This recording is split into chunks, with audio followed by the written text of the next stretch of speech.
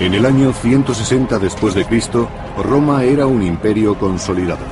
Era la primera potencia del mundo, pero la paz y la prosperidad propiciaron una peligrosa autocomplacencia. Sus enemigos lo percibieron, y el emperador Marco Aurelio hubo de levantar en armas al imperio para luchar por la supervivencia. En el siglo III después de Cristo, mientras el imperio romano trataba de evitar las invasiones y se enfrentaba al creciente poder de la cristiandad, un emperador emergió del caos. Su nombre, Trajano Decio, un líder que no dudó en recurrir a la guerra y a los dioses paganos. Eran muchos los pueblos que buscaban la destrucción de Roma. El Imperio Romano, la ira de los dioses.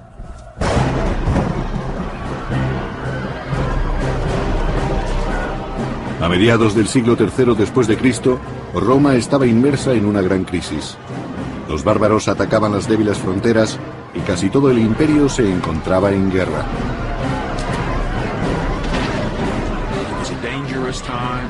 Fue una época de mucho peligro y tensión para el imperio. Los romanos no sabían qué hacer para que su gobierno les protegiera.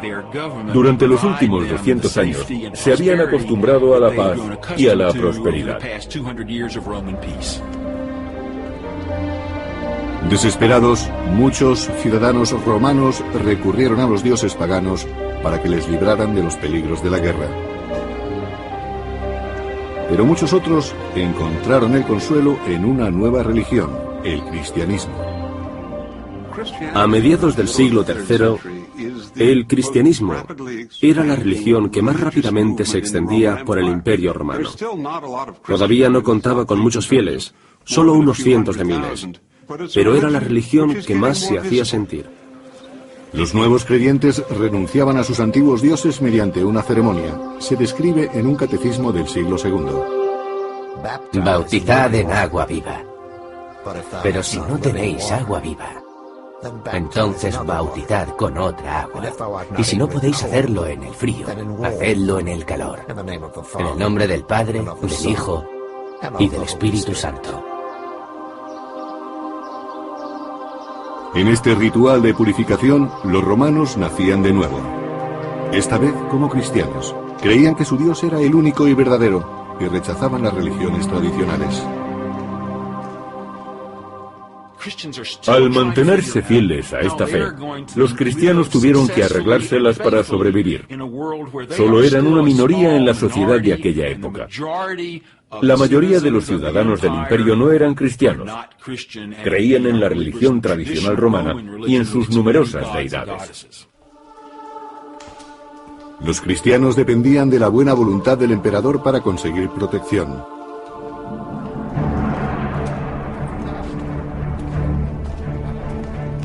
En el año 248 después de Cristo, Filipo era el emperador de Roma.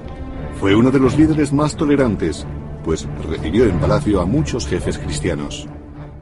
Filipo no era demasiado fiel a las tradiciones y dialogaba con personas muy diversas, incluso con los cristianos, aunque sabemos que él no lo era.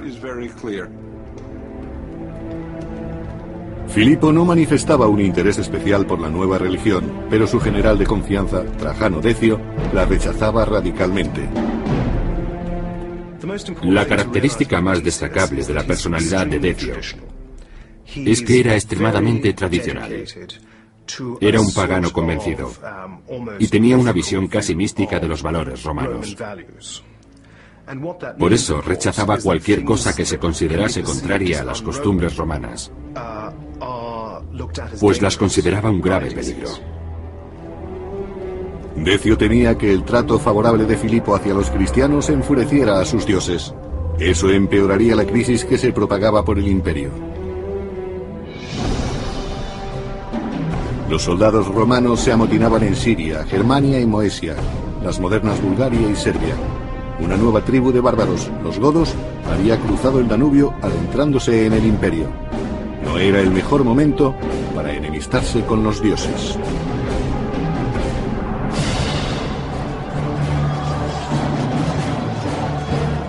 Los godos invadieron el suelo romano.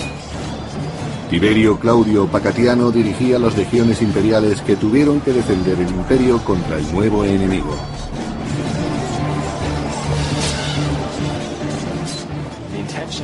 Los romanos eran conscientes de las intenciones de los godos y estaban preparados para defender el imperio, pero no pudieron prever la intensidad ni la duración de los ataques enemigos y tampoco imaginaban la extensión del territorio romano que sería invadida.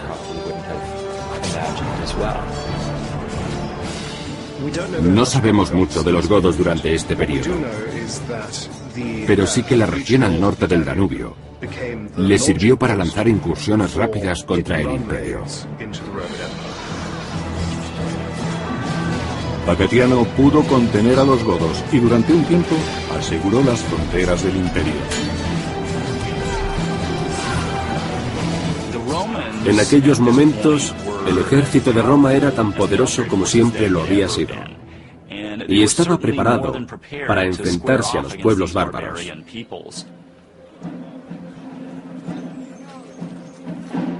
Pero en sus campañas, los soldados se cansaban de recibir órdenes de un lejano emperador. Y prefirieron elegir el suyo propio, Pacatiano, para que sustituyese a Filipo en Roma. Pacatiano se convirtió así en un personaje abyecto de la escena política, el usurpador. El usurpador es alguien que se convierte en emperador por medios ilícitos, o que accede al trono apoyado por el ejército. Al fin y al cabo era el ejército el que nombraba y deponía a los emperadores. El Senado romano se limitaba a legitimar al emperador, reconociendo su derecho a gobernar. Pero sin la ayuda de los soldados, el emperador no podía durar mucho. Como usurpador, Pacatiano era consciente de que solo tenía el apoyo de las legiones.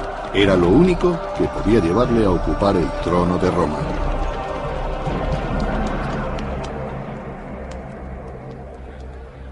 En la capital, Filipo se enteró de la rebelión del Danubio y pidió consejo a su amigo, el general Trajano Decio. Filipo perdía el apoyo de los militares y su posición en el imperio se estaba deteriorando. Debía enfrentarse personalmente a la revuelta y tenía que hacerlo deprisa. Filipo acudió al Senado para pedir consejo, pero la mayor parte de los senadores tuvo miedo de manifestarse. Solo el general Decio dijo: dejemos que las cosas sigan su curso. En el Danubio, Decio trató de infundir confianza en Filipo, pero fue en vano. El emperador tenía motivos para estar preocupado. Filipo estaba intranquilo.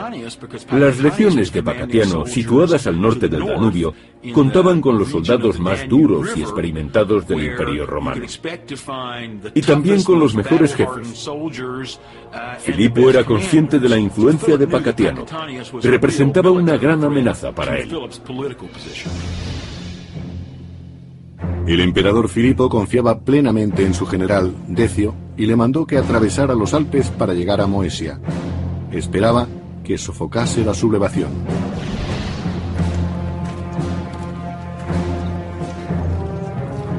Pero antes de que Decio llegara a Moesia, estalló un motín entre los legionarios de Pacatiano. La región donde se encontraban Pacatiano y sus soldados estaba sometida a los ataques de los bárbaros. Los invasores habían saqueado la provincia asignada a las legiones de Pacatiano, y este no había podido impedirlo, a pesar de que habían acudido con la voluntad de vencer. En realidad, Pacatiano era un personaje relativamente mediocre dentro del ejército. Según algunas fuentes, ni siquiera era un militar de elevado rango.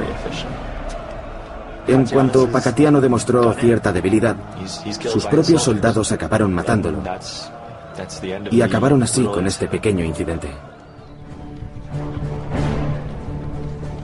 Para su misión en Moesia, el general Decio llevaba consigo a su hijo Herennio, un joven soldado.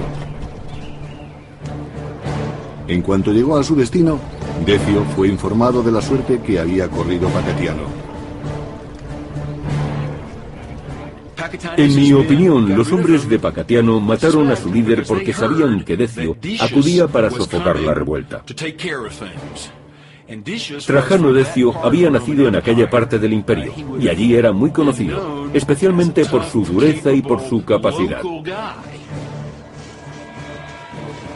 Pacatiano había sido depuesto por sus propios soldados, y cuando Decio llegó a los Balcanes, se encontró con un ejército rebelde cuyas demandas no habían sido satisfechas. Al final, estos soldados acabaron uniéndose a la causa de Decio. Después del asesinato de Pacatiano, Decio se hizo cargo de sus legiones. Tanto él como su hijo Herennio trataron de restablecer el orden en el ejército. Pero los soldados amotinados tenían otros planes para Decio. Un ejército tiene pocas formas de conseguir que se escuchen sus quejas. Y normalmente su modo de hacerse oír es amotinarse o sublevarse contra su general. Los soldados reclamaban una persona más capaz que Filipo para proteger las fronteras romanas y proclamaron emperador al general Decio. Era lógico. Decio procedía de la región de los Balcanes y comprendía las dificultades de los ejércitos que habían sido enviados al Danubio. Además, querían ser dirigidos por él, porque era una persona de su confianza. Estaban seguros de que Decio les ayudaría a conseguir sus objetivos en Roma. De este modo, Decio, apoyado por su hijo Herennio, se convirtió a su vez en usurpador. Aunque Filipo era un antiguo amigo, el general Decio deseaba que Roma recuperase su gloria y pensó que aquella era la única manera de conseguirla. El emperador Filipo había enviado a Decio, su general de confianza, a sofocar la rebelión de Moesia.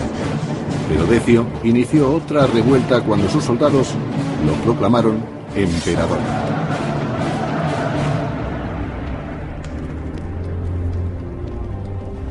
En Roma, el emperador Filipo era completamente ajeno a la traición de Decio y aguardaba que le comunicaran el final de la rebelión de Pacatiano. Filipo empezó a preocuparse cuando supo que Decio había sido proclamado emperador por las legiones del Danubio, y comprendió que tenía que salir al paso de Decio cuando éste marchara hacia la península itálica. No podía quedarse en Roma si quería seguir siendo emperador. Dolido ante aquella traición, Filipo tendría que enfrentarse a su antiguo amigo y aliado. Y ordenó a las legiones que aún le eran fieles que se prepararan para el combate. Filipo partió de Roma con sus tropas para detener a Decio en Verona. El ejército rebelde venía de Moesia atravesando los Alpes.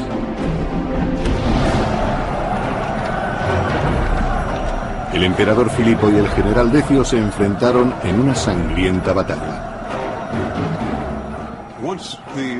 Cuando las legiones del Danubio proclamaron emperador a Decio, este marchó hacia el norte. Filipo fue a su encuentro, pero su ejército era menos numeroso. Solo disponía de un par de legiones, la reserva estratégica del imperio. Era mucho más débil. Según Zósimo, cronista del siglo VI, los soldados de Decio confiaban en él por su habilidad y su prudencia, aunque el enemigo contaba con las fuerzas imperiales. La batalla se decidiría en el momento en que uno de los ejércitos flaqueara. El ánimo de los guerreros era fundamental en las batallas antiguas. Cuando se disponía de pocos soldados, o estos tenían poca experiencia, las legiones podían sucumbir y dejarse llevar por el pánico y la desesperación. El pánico era el auténtico enemigo en el campo de batalla. Si un ejército perdía la moral y la cohesión y empezaba a huir, acababa siendo derrotado. Los soldados que escapaban dominados por el miedo eran capturados fácilmente. Enfrentarse a ellos no suponía ningún riesgo. Cuando los ejércitos se enfrentaron, Decio consiguió una victoria fácil. No conocemos los detalles precisos, pero sí las grandes diferencias que había entre los dos bandos. Filipo no tenía ninguna oportunidad. Filipo murió en la batalla de Verona cuando su ejército fue derrotado. Decio, antiguo general y confidente de Filipo, estaba ansioso por regresar a Roma, esta vez como emperador.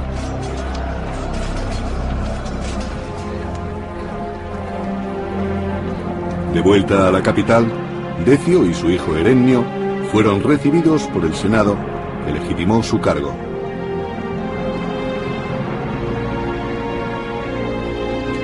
Decio también creía que para restaurar la seguridad de Roma había que recuperar los valores tradicionales.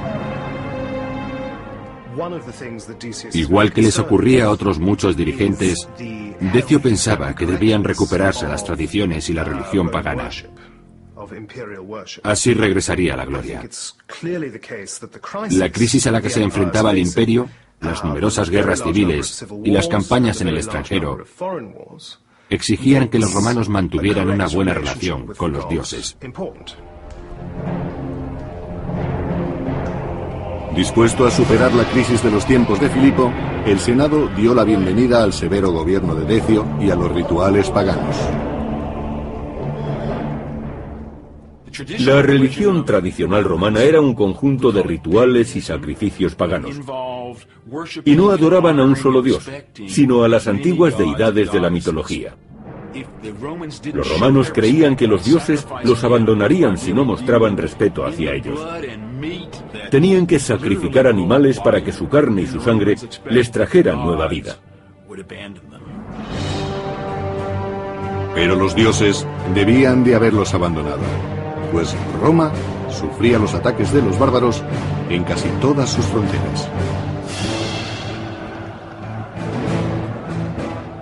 Se considera que el siglo III fue un periodo de crisis para Roma. El imperio ya no era la potencia de hacía unos años. Y el momento en que Decio accedió al poder era precisamente el peor de aquella crisis. Las fronteras seguían siendo una zona muy inestable. Los godos causaban estragos en las tierras fronterizas donde estaban derrotando a las legiones romanas. En las batallas antiguas era difícil combatir y el ruido era terrible. Era muy importante no salirse de la formación, porque cuando ésta se rompía, resultaba más difícil defenderse a uno mismo y a los de al lado. Si eso ocurría, el enemigo ganaba terreno y el combate podía convertirse en una masacre. Mientras, en las fronteras, ciertos pueblos trataban de invadir el imperio. Eran pueblos que hasta entonces se habían sometido al poder de Roma. Y los motivos de su rebelión todavía no se conocen con seguridad. Si no se ponía remedio, las fronteras del imperio se hundirían.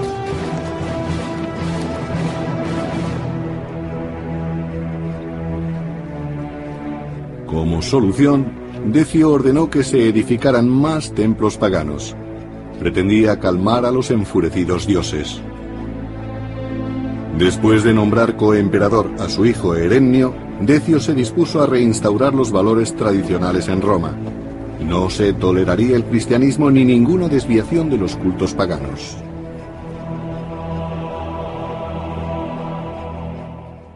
Los romanos creían profundamente en el poder del pasado. Por eso Decio quiso realizar reformas religiosas y recuperar las tradiciones. Debían comportarse como en otros tiempos. Si siempre habían hecho sacrificios, ahora volverían a hacerlos.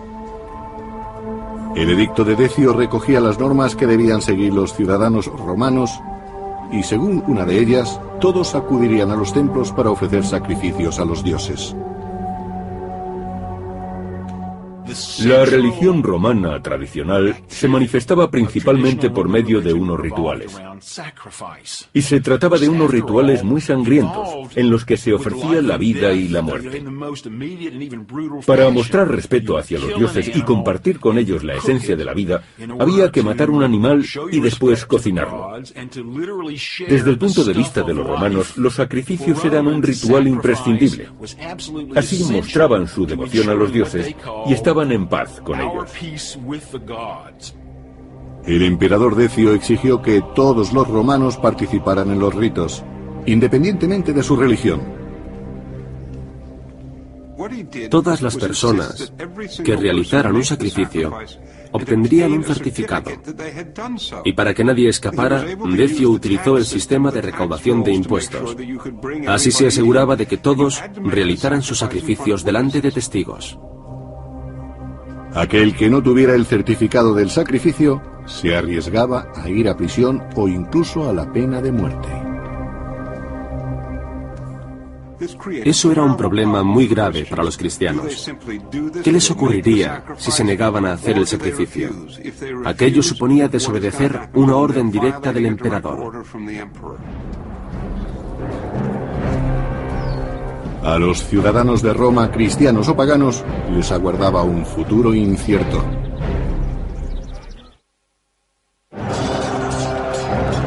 El nuevo emperador se dispuso a proteger al imperio de la creciente población cristiana.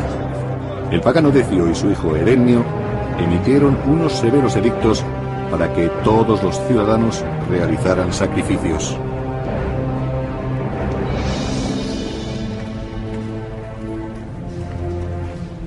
El emperador Decio decretó que todos los cristianos debían ofrecer sacrificios a los dioses paganos, aunque su religión se lo prohibiera.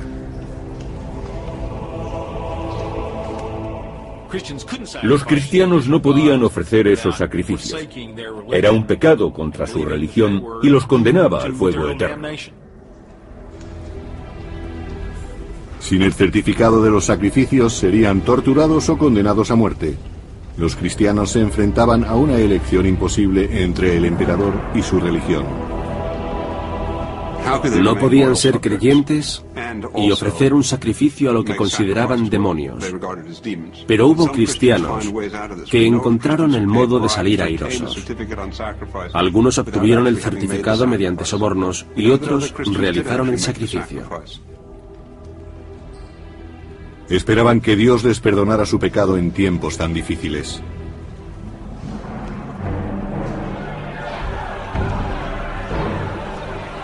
Pero no todos los cristianos obedecieron el edicto de Decio.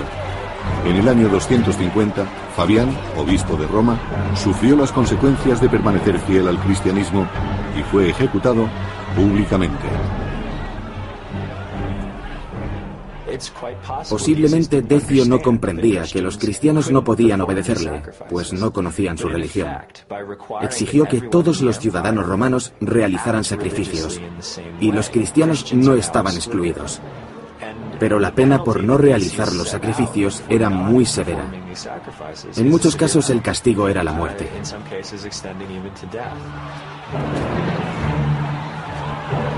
Eusebio de Cesarea, cronista cristiano del siglo IV, escribió sobre los martirios y las persecuciones. Estoy admirado por su perseverante valor, pues manifiestan abiertamente la profesión de su fe. Los mártires no flaqueaban, sino que alzaban sus ojos y no temblaban ni tenían miedo. Lactanio, cronista del siglo III, criticó duramente al emperador. Decio, bestia maldita, vino al mundo para turbar a la Iglesia. ¿Quién, sino un loco, condenaría una religión? Conforme aumentaba la represión, muchos cristianos no tuvieron las mismas fuerzas que los mártires y prefirieron someterse y conservar la vida.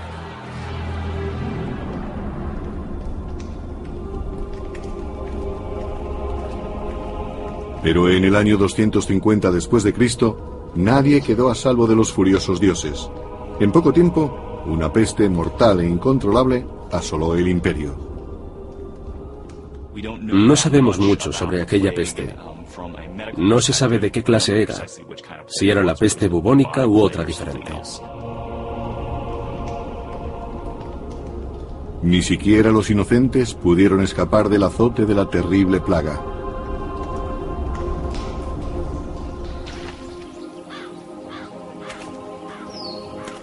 La enfermedad tuvo su mayor repercusión en el imperio entre los años 251 y 266.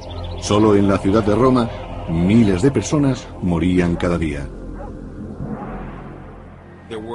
No disponían de los medicamentos adecuados, solo de algunas plantas. Las cebollas tienen un efecto antibiótico suave, pero ante las plagas, especialmente si eran víricas, no había defensa. Se podía estar sano y morir en cuestión de horas. Ni siquiera el emperador podía detener a este despiadado enemigo. Decio debió de angustiarse cuando vio que las cosas empeoraban. Habían realizado muchísimos sacrificios y la peste seguía azotando irremediablemente a la población.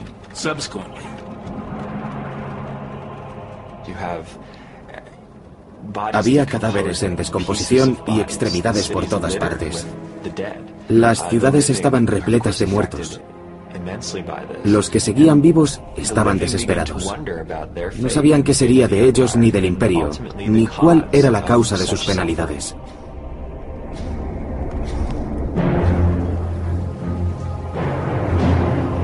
Pero los cristianos tuvieron que enfrentarse a una injusticia más, pues los paganos les acusaron de ser los culpables de aquel castigo. Naturalmente, necesitaban encontrar culpables, y lo más fácil era acusar a los cristianos. Es muy posible que las persecuciones se intensificaran a causa de la peste.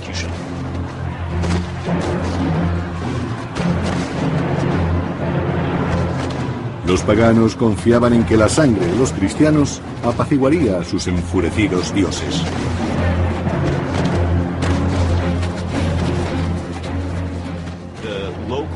Los romanos decidieron volverse contra los ciudadanos que no seguían las tradiciones, y literalmente los mataron uno tras otro. Los perseguían por todos los territorios del imperio, y cuando los encontraban, los llevaban a juicio y los ejecutaban. Las persecuciones debilitaron muchas comunidades cristianas. Incluso la comunidad de Éfeso, en la moderna Turquía, fue testigo de esta violencia desproporcionada.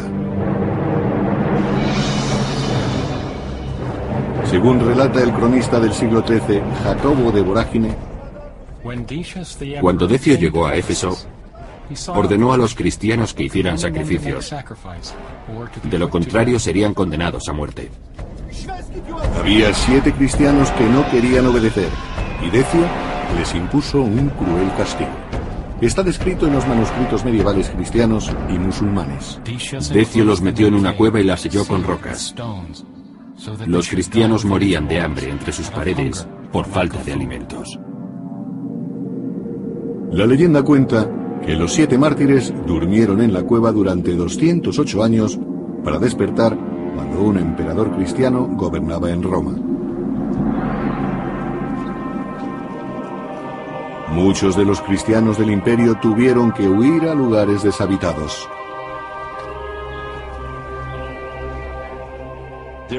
Hubo personas que intentaron escapar del martirio mediante la huida. Esa medida no estaba mal vista por la Iglesia, que nunca animó a sus fieles a que se convirtieran en mártires. Si querían conservar la vida para que la comunidad cristiana no pereciera, era lógico que trataran de escapar al campo. Pero en la zona de las fronteras, estos desafortunados fugitivos eran buscados y apresados por las tribus bárbaras. El ejército no podía ofrecer protección a todos los ciudadanos. Y cuando alguien abandonaba su comunidad, estaba expuesto a muchos más peligros. Por supuesto, no podían llamar y denunciar las agresiones. Supongo que los cristianos sufrieron mucho. Habían huido de la persecución y ahora corrían peligro en las fronteras.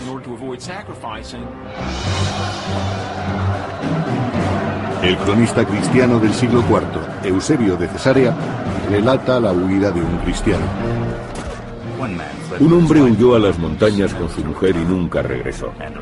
Sus hermanos cristianos los buscaron, pero no los encontraron, ni a ellos ni a sus cadáveres. Muchos de los que huyeron fueron capturados por los bárbaros. El imperio parecía estar todavía más desorganizado que cuando Decio accedió al poder. Los dioses enfurecidos, la peste y los ataques de los bárbaros eran una grave amenaza para el futuro del mundo civilizado. Los soldados se desanimaban angustiados por la incertidumbre y los invasores seguían amenazando las fronteras de Roma. En el año 250 después de Cristo, los godos cruzaron de nuevo el Danubio e invadieron la provincia romana de Moesia.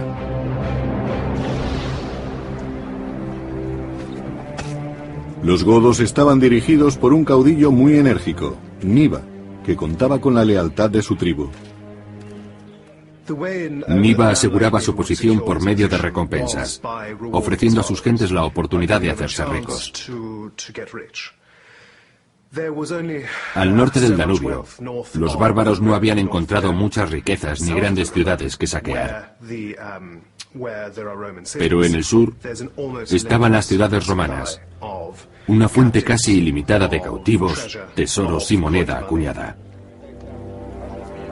Según relata el cronista Jordanes del siglo VI, el rey godo planeaba desposeer de sus riquezas al imperio. Niba dividió su ejército en dos mitades. Él permaneció en el Danubio con 70.000 hombres y envió al resto de sus guerreros a Moesia.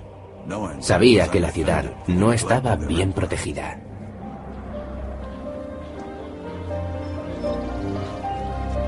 En Moesia, los ciudadanos romanos no estaban prevenidos y fueron sorprendidos por el violento ataque de los godos. Las tribus bárbaras se dedicaron al saqueo y a la captura de esclavos. Y los romanos enseguida se dieron cuenta de que los invasores contaban con un ejército fuerte y organizado. Se llevaban todo lo que encontraban y destruían lo que no podían llevarse consigo. Además, los godos aprovecharon una gran ventaja. Disponían de un excelente sistema de carreteras a lo largo del Danubio. Estas conducían a las ciudades y los bárbaros pudieron saquearlas fácilmente y llevarse el botín al norte. Los godos estaban dentro de las fronteras imperiales. Las legiones debían darse prisa en detenerlos antes de que llegaran al corazón de Roma. El emperador Decio se preparó para la batalla.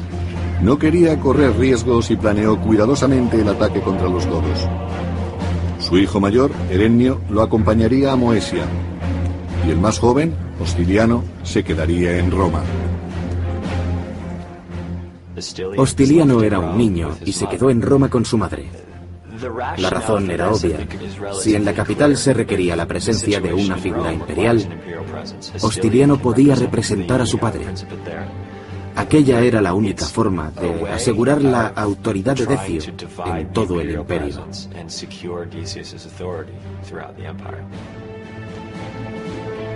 Si Decio y Herennio no sobrevivían a la batalla, todo el peso del imperio recaería en los hombros del joven Hostiliano.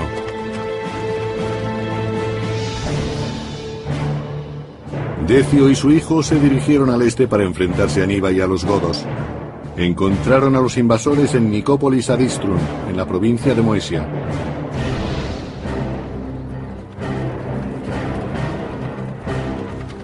En las afueras de Nicópolis, el rey Niba y sus guerreros se preparaban para sitiar la ciudad romana. Niba era un gran estratega, pero sus objetivos eran simplemente atacar, saquear y retirarse. Y no tenía planes más ambiciosos para Roma. La capital del imperio no era más que otra ciudad en la que podría conseguir un valioso botín. Decio y Herennio salieron al paso de los godos justo antes de que estos llegaran a Nicópolis. En los antiguos combates, los romanos y los bárbaros se veían cara a cara con su oponente. Estaban delante de la persona a la que trataban de matar. Las batallas no solían durar demasiado tiempo, pues los atacantes se fatigaban enseguida. Después del primer enfrentamiento, los combatientes acababan agotados. Jordanes, cronista del siglo VI, describió la derrota de Niva. Cuando Decio se acercaba, Niva, con un ejército todavía fuerte, se retiró a la región de los Balcanes, que no estaba lejos.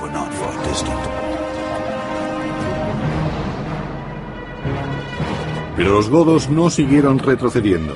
Se quedaron en Filipópolis, una ciudad de Tracia.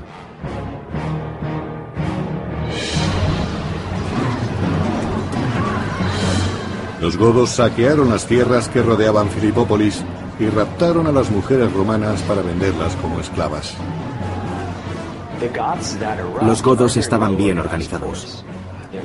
Su rey no llevaba al combate a un pequeño grupo, sino que dirigía un ejército relativamente grande de miles de guerreros. Eso los diferenciaba de anteriores invasores germánicos. La situación era comprometida para los romanos. Niva sitió Filipópolis y finalmente tomó la ciudad de una manera despiadada. De acuerdo con algunas fuentes, el rey godo mató a más de 100.000 personas. Pero Niva encontró un aliado inesperado dentro de las murallas de la ciudad. Se trataba de Tito Julio Prisco, un ambicioso gobernador romano que quería ser emperador. Niva engañó a Prisco mediante un falso pacto y el gobernador le permitió entrar en Filipópolis si le ayudaba con un enemigo común, el emperador Decio. Tanto Prisco como Niva querían deponer al emperador romano. Prisco pretendía hacerlo desde el interior y Niva en los territorios que rodeaban la ciudad. Prisco y Niva hicieron un trato que se incumplió. Prisco aseguró que su gente se rendiría si los godos le liberaban de aquellos que apoyaban a Decio, y Niva los aceptó. Los dos jefes, el godo y el romano, sellaron el trato en una ceremonia. Prisco y Niva llevaron a cabo un sacrificio y ofrecieron libaciones a sus dioses. Con esta ceremonia demostraban que serían fieles al pacto y juraban ayudarse mutuamente. Los sacrificios y libaciones eran un modo de sacralizar su acuerdo. De esta manera, su fidelidad estaría garantizada por las deidades. Pero Niva mintió. Prisco no se dio cuenta del engaño. Los godos se apoderaron de todo lo que encontraron, bienes y cautivos, y se deshicieron del resto. El emperador Decio había conseguido que los godos retrocedieran, pero en el año 250, Niva engañó a un gobernador romano para que rindiera su ciudad. Aquello provocó un enfrentamiento con Decio y su ejército. Después de que los godos saquearan y abandonaran Filipópolis, el emperador Decio persiguió al rey Niva hasta Abritus, en la Moesia romana.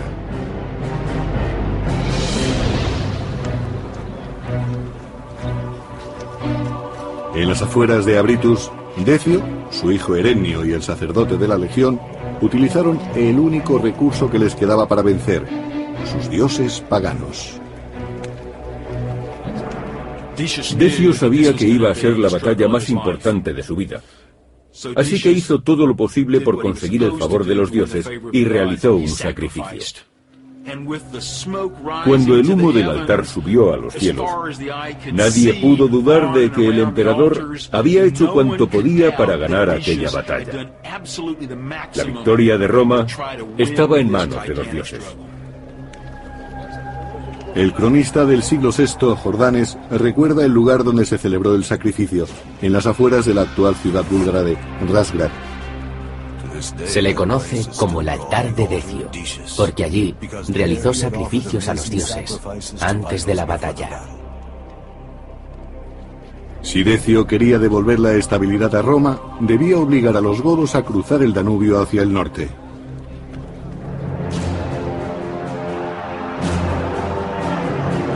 En el año 251 después de Cristo, el ejército de Decio se enfrentó a los godos en la batalla de Abritus.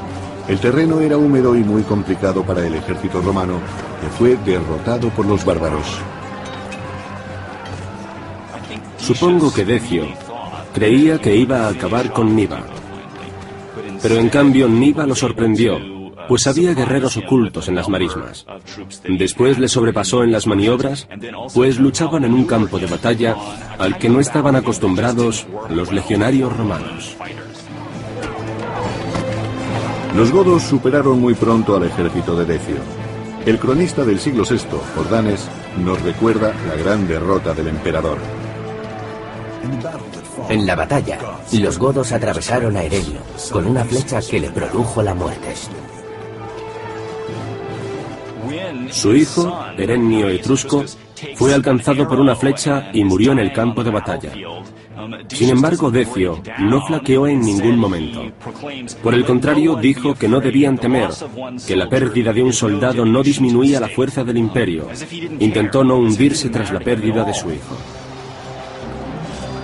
Decio desmontó de su caballo y se dispuso a combatir, pero esta vez sus dioses no podrían salvarle. Según Zósimo, erudito bizantino del siglo VI, las armas de los bárbaros cayeron sobre Decio y su ejército, y ningún soldado pudo escapar vivo. Así acabó la vida del excelente emperador Decio.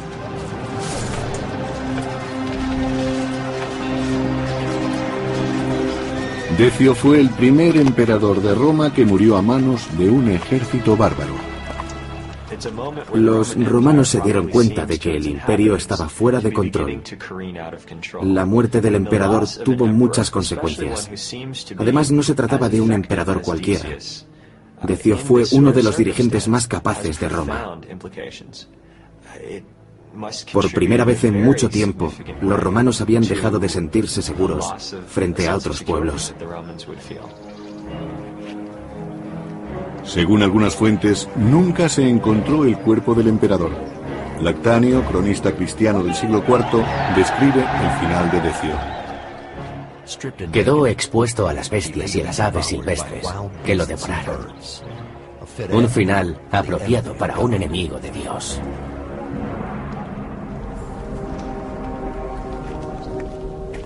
En Roma, la peste acabó con el último sucesor del emperador. Hostiliano, heredero de Decio, murió poco después que su padre.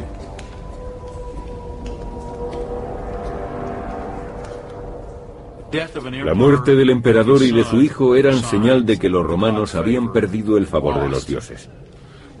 Los ciudadanos del imperio debían de estar angustiados, pues ya no sabrían cómo agradar a sus dioses. Con la muerte del emperador Decio y de sus dos hijos, la crisis empeoró aún más.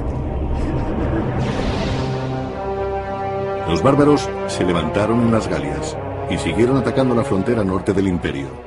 Y por el este, los invasores se asentaron en suelo romano.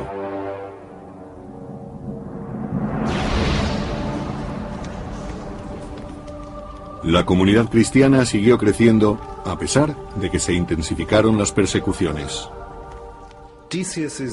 Decio también había fracasado en su intento de acabar con el cristianismo.